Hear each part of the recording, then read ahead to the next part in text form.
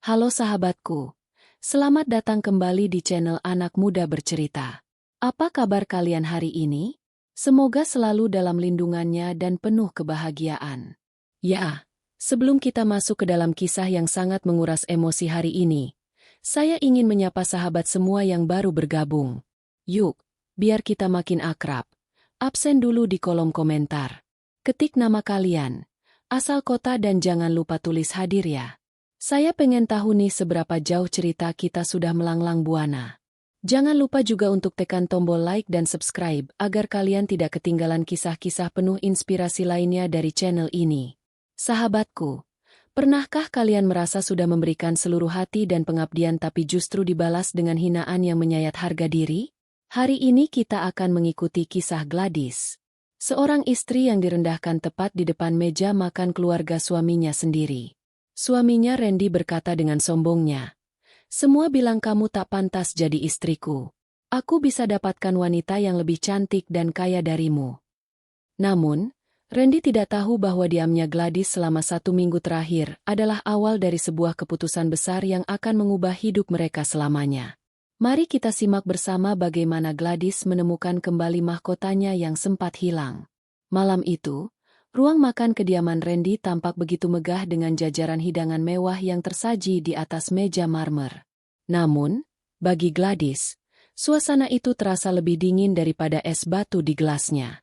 Di hadapannya, Randy duduk dengan angkuh. Sementara Ibu Ratna, ibu mertuanya, menatap Gladys dengan pandangan meremehkan yang sudah menjadi makanan sehari-hari. Anggota keluarga besar lainnya sibuk berbisik melemparkan kerikil tajam lewat tatapan mata mereka. Keheningan yang mencekam itu pecah saat Randy meletakkan sendoknya dengan denting yang keras. Tanpa mempedulikan perasaan Gladys yang sedang menyendok nasi, Randy berucap dengan suara lantang yang menggema di seluruh ruangan.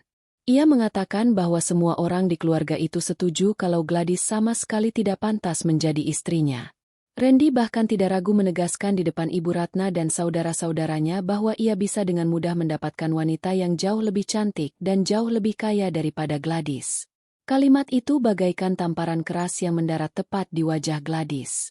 Ibu Ratna bukannya membela, justru mengangguk setuju sambil menyesap tehnya dengan anggun. Seolah-olah hinaan putranya adalah sebuah kebenaran mutlak. Saudara-saudara Randy mulai cekikan, saling melempar sindiran tentang betapa beruntungnya Gladys bisa masuk ke keluarga mereka yang terhormat.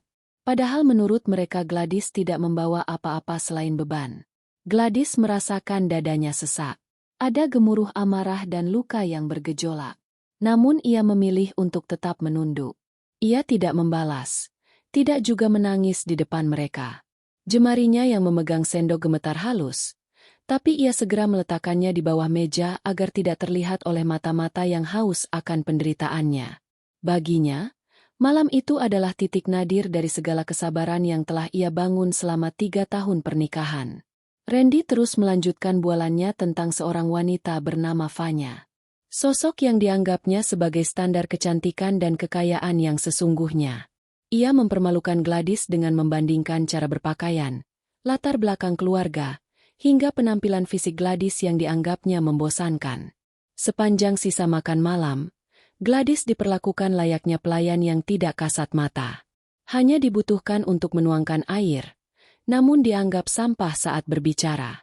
Setelah makan malam, usai dan keluarga besar pulang, Gladys hanya diam saat membereskan piring-piring kotor.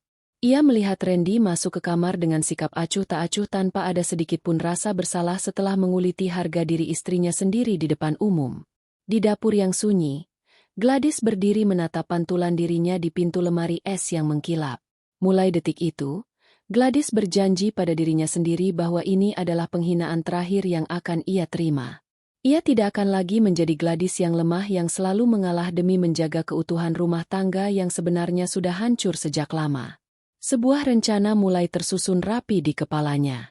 Ia tahu persis siapa dirinya sebelum menyerahkan segalanya untuk Randy dan ia tahu kemana ia harus melangkah untuk mengambil kembali kehormatannya. 1 minggu, Gladys menetapkan waktu 7 hari untuk menyelesaikan segala urusannya secara diam-diam. Ia akan membiarkan Randy dan Ibu Ratna menari di atas kesombongan mereka untuk beberapa saat lagi sebelum ia menjatuhkan kenyataan yang akan membuat mereka tersadar betapa besarnya kesalahan yang telah mereka perbuat. Gladys mematikan lampu dapur dengan gerakan tenang lalu berjalan menuju kamar dengan langkah yang jauh lebih mantap dari sebelumnya. Perang dingin telah dimulai dan Gladys sudah menyiapkan langkah pertamanya. Malam itu, di dalam kamar yang seharusnya menjadi tempat paling nyaman bagi sepasang suami istri, Gladys justru merasa seperti sedang berbagi ruang dengan orang asing yang berbahaya. Randy sudah terlelap dengan dengkur halus yang menyebalkan. Seolah-olah kata-kata tajamnya di meja makan tadi hanyalah angin lalu yang tidak meninggalkan luka. Gladys duduk di tepi ranjang, menatap suaminya dengan tatapan yang sudah tidak lagi berisi cinta, melainkan hanya sisa-sisa kekecewaan yang telah membeku menjadi tekad. Gladys beranjak pelan, melangkah menuju sudut kamar di mana sebuah meja rias kayu jati berdiri kokoh. Ia membuka laci paling bawah, merogoh bagian belakangnya yang tersembunyi dan mengeluarkan sebuah kotak beludru hitam kecil yang selama 3 tahun ini tidak pernah ia sentuh. Di dalamnya bukan perhiasan emas, melainkan sebuah kunci perak kuno dan sebuah kartu nama yang sudah agak menguning. Kartu nama itu bertuliskan nama seorang pengacara keluarga yang sangat disegani. Sosok yang dulu sangat ditentang oleh Randy untuk dihubungi oleh Gladys. Tiba-tiba ponsel Randy yang diletakkan di atas nakas bergetar.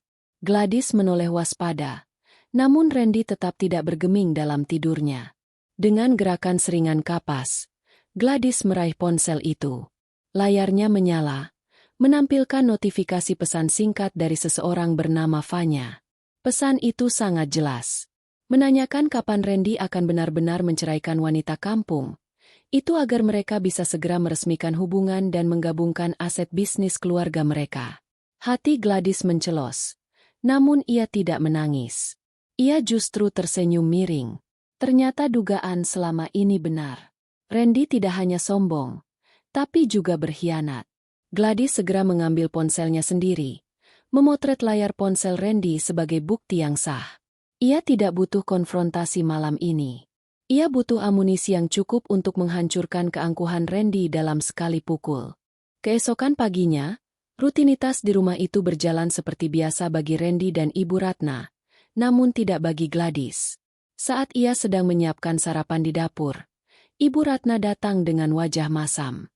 Ibu mertuanya itu mengeluhkan rasa kopinya yang katanya terlalu pahit, lalu mulai mengoceh tentang bagaimana Vanya, anak temannya itu jauh lebih ahli dalam mengelola rumah tangga karena latar belakang pendidikannya yang tinggi di luar negeri. Ibu Ratna bahkan dengan tega mengatakan bahwa Gladys seharusnya bersyukur Randy belum mengusirnya dari rumah ini sekarang juga. Gladys hanya diam.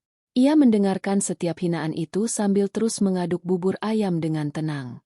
Dalam pikirannya, ia sedang menghitung mundur waktu. Setiap kata tidak pantas yang keluar dari mulut Ibu Ratna justru ia jadikan bahan bakar untuk memantapkan langkahnya.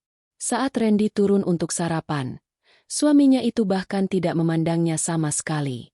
Randy hanya sibuk dengan tabletnya, membicarakan proyek besar yang sedang ia incar, sebuah proyek pembangunan mal yang membutuhkan suntikan dana fantastis. Randy berkata pada Ibu Ratna bahwa jika ia berhasil memenangkan tender ini, ia akan segera membuang Gladys dan menikahi Vanya untuk memperkuat posisi finansialnya. Mereka berdua tertawa di depan wajah Gladys. Seolah-olah Gladys adalah benda mati yang tidak punya telinga.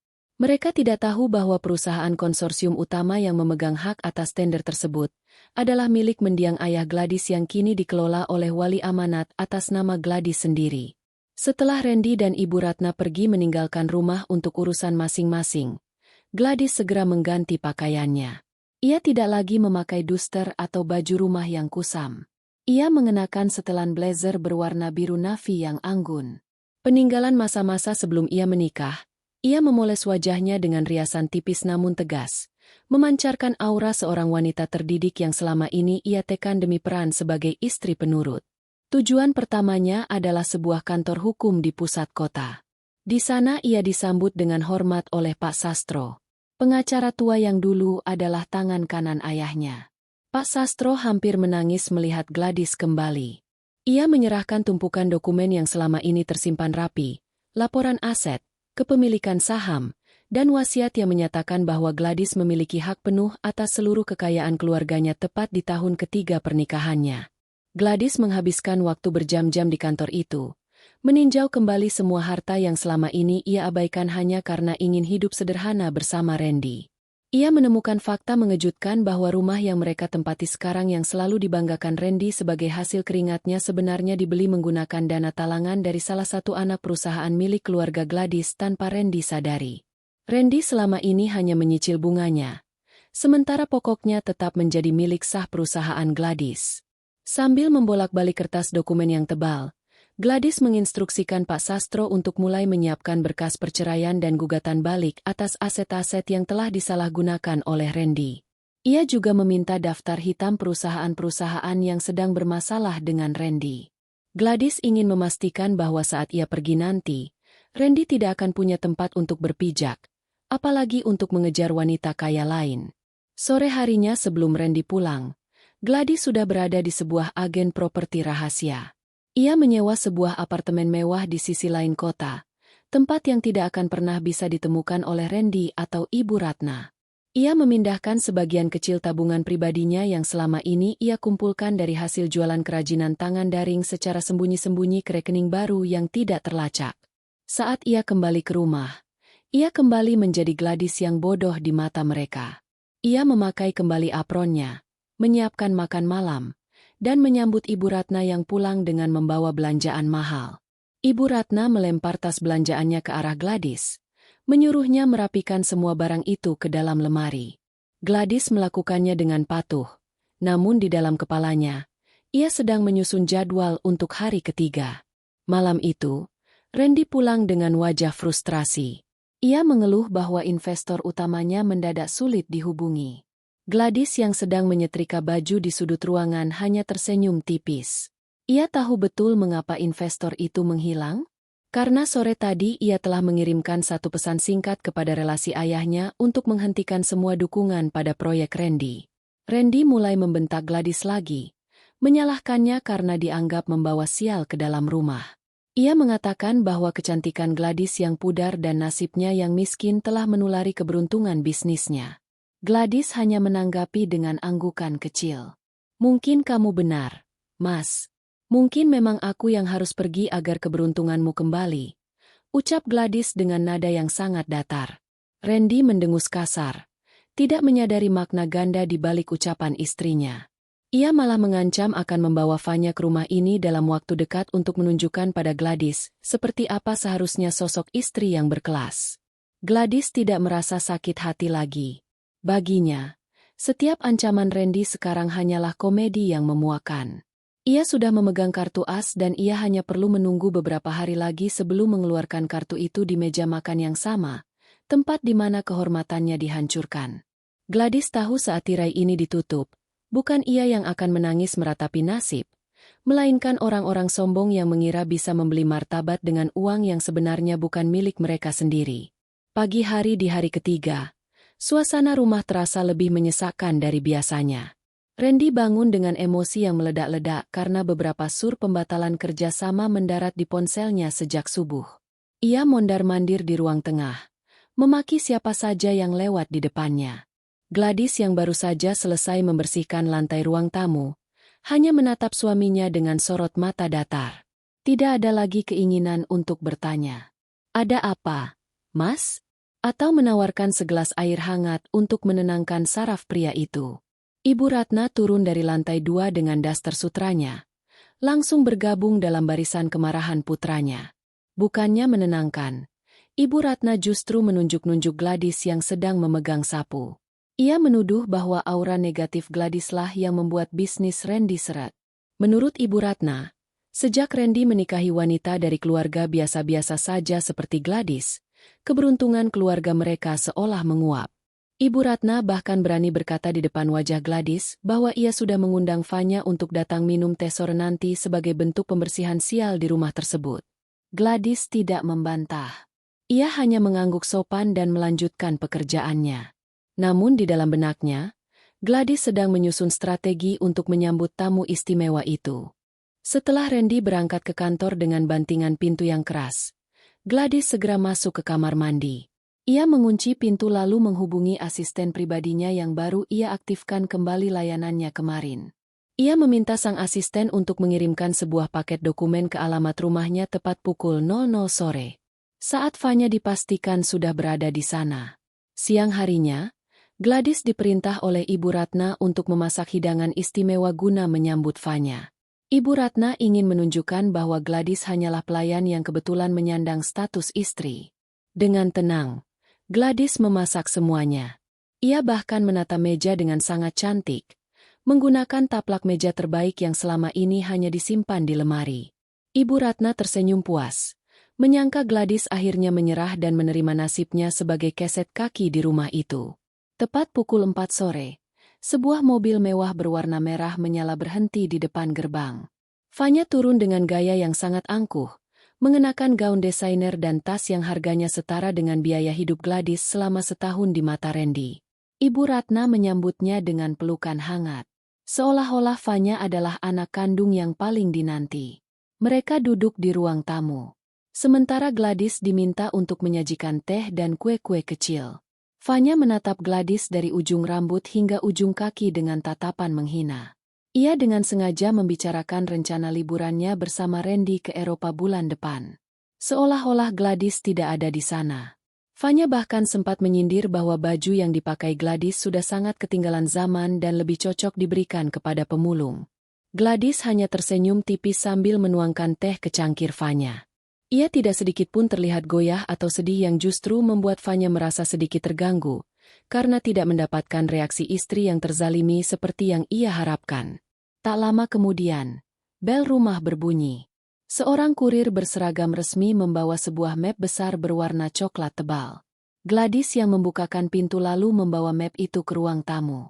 Ibu Ratna mengira itu adalah dokumen bisnis penting milik Randy yang tertinggal sehingga ia menyuruh Gladys membukanya di depan mereka, agar Fanya bisa melihat betapa sibuk dan hebatnya urusan putra kesayangannya.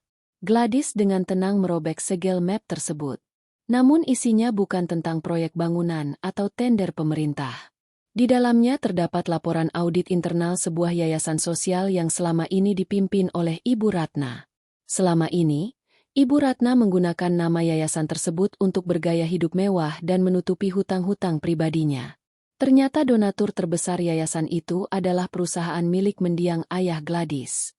Wajah Ibu Ratna mendadak pucat pasi saat melihat lembar demi lembar transaksi yang mencurigakan terpampang nyata di atas meja. Gladys meletakkan dokumen itu tepat di depan Fanya juga. Fanya yang tadinya ingin ikut campur mendadak bungkam saat melihat angka-angka kerugian dan ancaman pidana yang tertulis di sana. Gladys berbicara dengan suara yang sangat lembut. Namun setiap katanya terasa seperti sembilu yang menyayat. Ia mengatakan pada Ibu Ratna bahwa audit ini dilakukan secara otomatis oleh sistem pusat, karena adanya ketidakseimbangan dana. Gladys berlagar seolah ia hanya menemukan dokumen itu dan ingin memperingatkan mertuanya. Ibu Ratna gemetar. Ia mencoba meraih dokumen itu untuk menyembunyikannya. Namun Gladys lebih cepat mengamankannya kembali ke dalam map. Keheningan yang sangat canggung menyelimuti ruangan itu. Fanya yang merasa suasana menjadi tidak menguntungkan baginya, tiba-tiba berpamitan dengan alasan ada janji mendadak.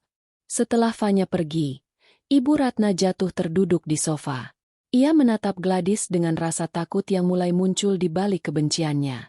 Namun ia masih mencoba menggertak dengan mengatakan bahwa Randy akan menyelesaikan semuanya.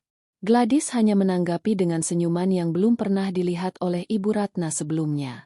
Sebuah senyuman penuh kuasa. Gladys kemudian permisi ke dapur untuk mencuci cangkir meninggalkan Ibu Ratna yang tenggelam dalam kecemasannya sendiri. Malam itu, Randy pulang dengan keadaan yang lebih kacau. Ia mengamuk karena baru saja mendapat kabar bahwa aksesnya ke klub golf eksklusif dicabut tanpa alasan yang jelas. Ia berteriak memanggil Gladys, menuduhnya belum membayar iuran anggota menggunakan uang bulanan yang ia berikan. Padahal Gladys tahu betul bahwa Randy tidak pernah memberinya uang lebih. Semua uang bulanan habis untuk kebutuhan dapur dan keperluan Ibu Ratna. Randy berdiri di depan Gladys. Jarinya menunjuk-nunjuk kening istrinya itu. Ia kembali mengulang kalimat pedasnya bahwa dalam waktu 4 hari lagi ia akan mengusir Gladys secara resmi setelah urusan kontrak dengan Fanya selesai. Randy mengklaim bahwa Fanya telah menjanjikan suntikan dana segar untuk perusahaannya. Gladys hanya menatap mata suaminya tanpa berkedip. Dalam hati Gladys tertawa miris. Ia sudah tahu dari Pak Sastro bahwa perusahaan Fanya sebenarnya berada di ambang kebangkrutan dan mereka hanya mengincar aset Randy untuk menambal lubang hutang mereka. Tanpa banyak bicara, Gladys memberikan sebuah amplop kecil kepada Randy. Randy membukanya dengan kasar, menyangka itu adalah tagihan listrik. Namun, isinya adalah foto-foto mesra Randy dengan Fanya di sebuah hotel sebulan yang lalu. Randy tertegun. Namun egonya masih terlalu tinggi untuk mengakui kesalahan. Ia justru merobek foto-foto itu dan melemparkannya ke wajah Gladys. Mengatakan bahwa itu adalah haknya sebagai pria sukses untuk memiliki wanita lain. Simpan tenagamu untuk 4 hari ke depan, Mas. Ucap Gladys tenang sambil memunguti serpihan foto di lantai. Aku sudah menyiapkan hadiah yang jauh lebih besar dari sekedar foto ini. Randy tertawa mengejek. Menganggap ancaman Gladys hanyalah gertakan sambal dari seorang wanita yang tidak punya apa-apa. Malam itu, Gladys tidur di sofa ruang tengah. Ia tidak ingin lagi menghirup udara yang sama dengan pengkhianat itu. Sambil menatap langit-langit, ia membayangkan bagaimana wajah Randy ketika menyadari bahwa pria sukses yang ia banggakan sebenarnya hanyalah seorang pecundang yang hidup di atas harta orang yang ia hina setiap hari. Gladys memejamkan mata. Merasa bangga pada dirinya sendiri karena di hari ketiga ini ia sudah berhasil mengguncang mental Ibu Ratna dan mengumpulkan bukti perselingkuhan Randy yang tak terbantahkan. Tinggal 4 hari lagi dan drama ini akan mencapai puncaknya. Hari keempat dimulai dengan keheningan yang lebih pekat di dalam rumah. Gladys bangun sebelum matahari terbit. Bukan untuk menyiapkan sarapan mewah seperti biasanya, melainkan untuk duduk di kursi kayu di teras belakang, menatap embun yang jatuh. Ia mengenang kembali sosok ayahnya. Seorang arsitek ternama yang selalu mengajarkannya bahwa fondasi terkuat sebuah bangunan bukanlah semen atau baja, melainkan integritas. Ironisnya, selama 3 tahun ini, Gladys membiarkan integritasnya diinjak-injak oleh pria yang ia kira adalah pelabuhan terakhirnya. Di dalam rumah, Randy terbangun dengan perasaan gusar. Ia mendapati meja makan kosong melompong. Tidak ada nasi goreng hangat. Tidak ada aroma kopi, bahkan air putih pun tidak tersedia di teko. Randy berteriak memanggil Gladys dengan nada kasar, namun tidak ada jawaban. Ia melangkah ke dapur dengan emosi meluap, menemukan Gladys sedang tenang mencuci cangkirnya sendiri tanpa memedulikan kehadiran suaminya. Randy memaki, mengatakan bahwa Gladys semakin tidak tahu diri dan malas. Persis seperti prediksinya bahwa wanita dari kelas bawah tidak akan pernah bisa mengimbangi gaya hidupnya yang disiplin dan kelas atas. Ibu Ratna muncul tak lama kemudian. Wajahnya masih terlihat pucat akibat dokumen audit kemarin. Namun egonya kembali naik saat melihat putranya sedang memarahi Gladys. Ibu Ratna ikut memanaskan suasana dengan mengatakan bahwa Gladys sengaja mogok kerja karena merasa terancam oleh kehadiran Fanya. Ibu Ratna memerintah Gladys untuk segera pergi ke pasar dan membelikan bahan makanan organik, karena Fanya berjanji akan datang lagi siang ini untuk membicarakan investasi bisnis yang lebih serius. Gladys hanya menoleh sedikit, memberikan tatapan yang begitu dingin hingga membuat kata-kata Ibu Ratna tertahan di tenggorokan. Tanpa membantah, Gladys mengambil tasnya dan pergi. Namun, ia tidak pergi ke pasar. Gladys memacu mobil tuanya menuju sebuah kawasan industri di pinggiran kota. Di sana berdiri sebuah gudang arsip raksasa milik perusahaan ayahnya yang kini ia kuasai kembali. Gladys bertemu dengan orang kepercayaan ayahnya yang lama. Seorang pria tua bernama Pak Burhan yang menjabat sebagai kepala logistik. Di gudang itu, Gladys membongkar sebuah rahasia besar yang selama ini Randy sembunyikan darinya.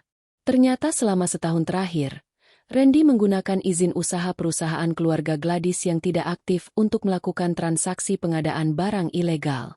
Randy memasukkan tanda tangan Gladys pada beberapa dokumen kontrak agar jika terjadi masalah hukum, Gladyslah yang akan terseret ke penjara sementara Randy tetap bersih. Air mata Gladys hampir jatuh bukan karena sedih, tapi karena ngeri melihat betapa jahatnya pria yang pernah ia cintai. Gladys segera menghubungi Pak Sastro dan mengirimkan foto-foto dokumen pemalsuan tanda tangan tersebut.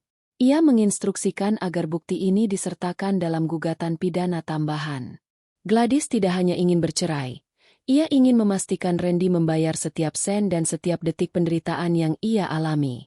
Sambil menunggu Pak Sastro memproses berkas, Gladys menyempatkan diri mampir ke sebuah butik milik sahabat lamanya.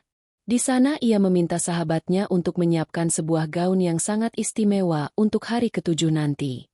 Gaun yang akan menandai kelahiran kembali seorang Gladys. Kembali ke rumah pada siang hari, Gladys mendapati Fanya dan Ibu Ratna sedang tertawa di ruang tamu. Fanya membawa sebuah map yang ia klaim sebagai surat pernyataan modal. Namun, Gladys yang sudah mendapatkan informasi dari intelijen bisnisnya tahu bahwa map itu berisi surat permohonan pinjaman yang ditujukan kepada Randy. Bukan sebaliknya, Fanya sedang menjebak Randy agar mau menjaminkan rumah ini untuk menutupi hutang perusahaannya sendiri. Ibu Ratna dengan bangga memamerkan Fanya di depan Gladys. Mengatakan bahwa inilah contoh wanita yang punya masa depan. Gladys mendekat, meletakkan belanjaan pasar yang seadanya di atas meja. Ia kemudian berkata dengan nada santai bahwa ia baru saja mendengar kabar di berita ekonomi kalau perusahaan keluarga Fanya sedang dalam pengawasan ketat karena kasus penipuan pajak. Wajah Fanya berubah seketika dari merah merona menjadi putih pucat. Ia mencoba tertawa guguk dan menuduh Gladys hanya iri dan menyebar fitnah murahan. Randy yang baru pulang kerja dan mendengar ucapan Gladys langsung naik pitam. Ia membela Fanya habis-habisan. Bahkan hampir melayangkan tangan ke arah Gladys jika Gladys tidak segera mengangkat ponselnya dan berpura-pura sedang dalam sambungan telepon dengan seorang polisi. Randy terhenti. Napasnya memburu. Ia mengancam akan menceraikan Gladys malam itu juga jika Gladys berani mengganggu. Calon penyelamat. Bisnisnya lagi. Gladys hanya mengangkat bahu, berbalik arah menuju kamarnya tanpa sepatah kata pun. Malam harinya, saat Randy dan Ibu Ratna sibuk berdiskusi di ruang kerja tentang tawaran Fanya, Gladys diam-diam mengemas beberapa dokumen penting dari ruang kerja Randy. Ia menemukan bukti bahwa Randy telah menggadaikan beberapa perhiasan warisan dari ibu Gladys yang dulu pernah dipinjam Randy dengan alasan modal usaha. Luka di hati Gladys semakin dalam. Namun ia menutupinya dengan senyum kemenangan. Ia tahu dalam 3 hari lagi semua perhiasan itu akan kembali ke tangannya melalui jalur hukum. Gladys menghabiskan malam itu dengan menulis surat di buku harian pribadinya. Ia mencatat setiap penghinaan, setiap kata-kata tidak pantas, dan setiap detik pengabaian yang ia terima. Ia ingin memastikan bahwa ketika ia pergi nanti, tidak akan ada sedikit pun rasa sesal di hatinya. Di luar kamar, ia mendengar Randy tertawa keras di telepon. Mungkin sedang merayakan impian palsunya bersama Fanya. Gladys mematikan lampu, menatap bayangan pohon di luar jendela yang bergoyang ditiup angin. Ia merasa seperti pohon itu diguncang badai, namun akarnya tetap kuat menghujam bumi. Hari keempat ditutup dengan satu keyakinan baru. Ia tidak membutuhkan kekayaan Randy karena sebenarnya Randyah yang selama ini menghisap kekayaannya. Besok adalah hari kelima. Hari di mana Gladys akan mulai menarik semua dukungan finansial terselubung yang selama ini menyokong kehidupan mewah Randy dan Ibu Ratna. Gladys tersenyum dalam kegelapan. Sebuah senyum yang mengandung janji akan sebuah badai yang sebentar lagi akan meluluh lantakan istana pasir yang dibangun Randy di atas penderitaannya. Hari kelima tiba dengan atmosfer yang jauh lebih mencekam. Sejak fajar menyingsing, Gladys sudah tidak lagi menyentuh pekerjaan rumah tangga apapun. Ia membiarkan tumpukan cucian menggunung dan lantai dapur yang kusam karena sisa makan malam Randy dan Fanya kemarin. Gladys duduk di balkon lantai menyesap teh melatih kesukaannya sambil menatap layar tablet yang menampilkan grafik penurunan saham perusahaan konstruksi milik keluarga Randy. Hari ini adalah hari di mana Gladys menarik semua subsidi terselubung yang selama ini menyokong gaya hidup mewah suaminya. Randy bangun dengan kepala pening. Ia berteriak memanggil Gladys karena tidak menemukan kemeja putih yang biasa ia kenakan untuk pertemuan penting. Namun, tidak ada sahutan. Randy melangkah keluar kamar dengan emosi meledak menemukan Gladys sedang asyik membaca buku di balkon tanpa sedikit pun niat untuk membantunya. Randy memaki, mengatakan bahwa Gladys adalah istri paling tidak berguna yang pernah ia temui. Ia mengancam akan membuang semua barang-barang Gladys ke tempat sampah. Jika dalam 10 menit kemejanya belum licin disetrika. Gladys hanya menoleh perlahan menatap mata Randy dengan sorot yang begitu asing. Ia berkata dengan nada bicara yang sangat tenang bahwa mulai hari ini ia bukan lagi pelayan di rumah ini. Jika Randy ingin kemeja yang rapi, ia menyarankan Randy untuk menyetrikannya sendiri atau meminta bantuan pada Vanya, wanita yang katanya jauh lebih kompeten darinya. Randy tertegun. Amarahnya tertahan di tenggorokan karena melihat keberanian yang mendadak muncul pada diri Gladys. Ia hendak melayangkan tangan. Namun, Ibu Ratna tiba-tiba muncul dari balik pintu dengan wajah yang sangat panik. Ibu Ratna menunjukkan ponselnya pada Randy. Kabar buruk datang bertubi-tubi. Kartu kredit utama Ibu Ratna mendadak ditolak saat ia mencoba memesan catering mewah untuk acara arisan sore nanti. Bukan hanya itu, rekening operasional rumah tangga mereka juga dibekukan oleh bank dengan alasan adanya aktivitas mencurigakan terkait dana yayasan yang kemarin diaudit. Randy mencoba menenangkan ibunya, mengatakan bahwa itu pasti hanya kesalahan sistem dan ia akan segera menelepon pihak bank untuk membersihkannya. Namun saat Randy mencoba menghubungi manajer bank langganannya, ia justru mendapatkan jawaban yang dingin.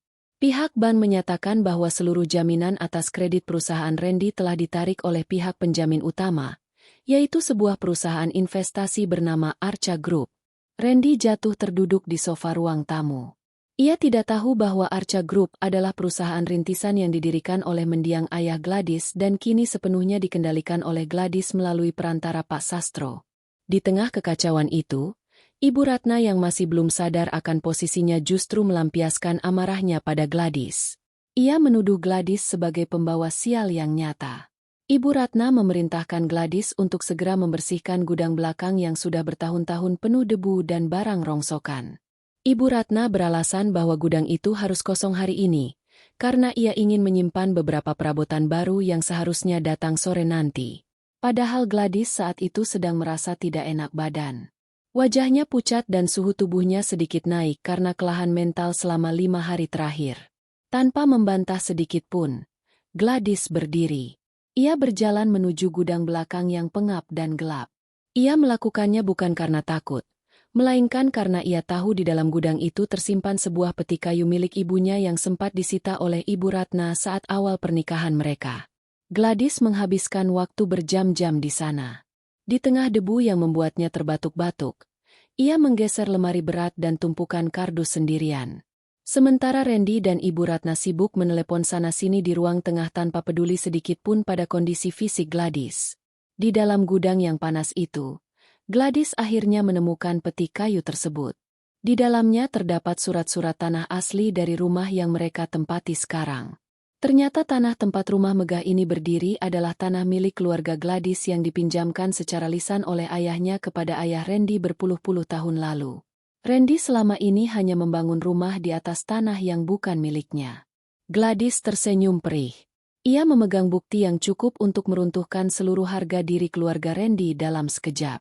Sore harinya, saat Gladys keluar dari gudang dengan baju yang kotor oleh debu dan keringat, ia mendapati Ibu Ratna sedang memarahi kurir di depan rumah.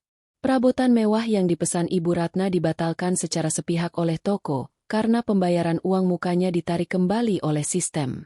Ibu Ratna menangis histeris, merasa dipermalukan di depan para tetangga yang mulai berbisik-bisik. Randy pulang dengan wajah yang lebih hancur. Ia baru saja diusir dari kantornya sendiri, karena gedung tersebut ternyata telah berpindah tangan kepemilikan kepada pihak ketiga.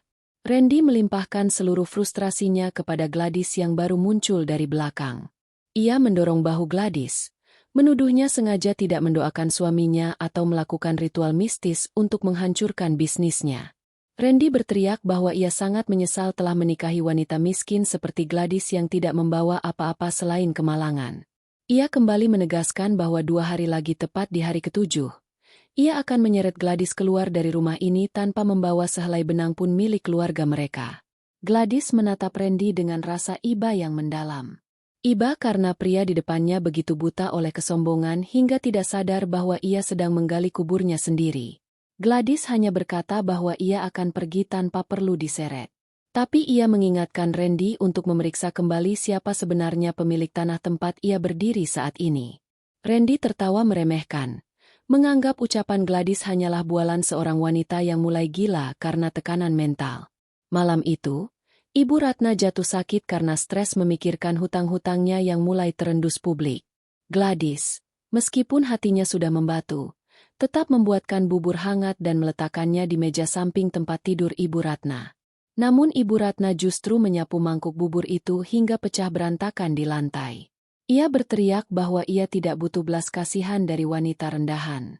Gladys hanya menatap pecahan keramik itu dengan tenang lalu berbalik pergi tanpa membersihkannya. Itulah pengabdian terakhir yang ia berikan sebagai menantu.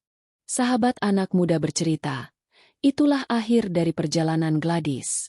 Semoga kisah ini menjadi pengingat bagi kita semua untuk selalu menjaga harga diri dan tetap berbuat baik meski sedang dalam masa sulit. Mau dibuatkan cerita seru apa lagi? Tulis di kolom komentar ya.